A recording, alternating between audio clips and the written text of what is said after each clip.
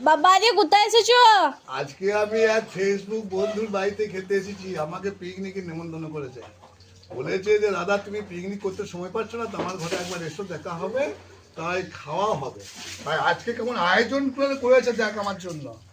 দাদা শাক করেছে, ভাতের সাথে মাখিয়েছি শাক, দাদা বেগুন ভাজা, দাদা পোস্ত, দাদা স্লাদ দিয়েছে, নুন লেবু লঙ্কা সব দিয়েছে, শসা, মাংস ঝোল, মাংস কালারটা তো হেভি হয়েছে। দারুন দারুন, দাদা চাটনি, দাদা আবার বড় বড় রসগোল্লা, আবার দই। তোমার মুখে ঢুকবে তো রসগোল্লা তাই গুলা। তো দেখছি, আমি এত খেতে পারবো নাকি, এত সব করে। হ্যাঁ তাই আমি আজকে এসেছি, তাদের বলেছে যখন, অনুরোধ করেছে আমাকে, দাদা একবার এসো আমার বাড়িতে, একবার দেখা হবে, তোমার সাথে খাওয়া দাওয়া হবে, তাই আমি এসেছি।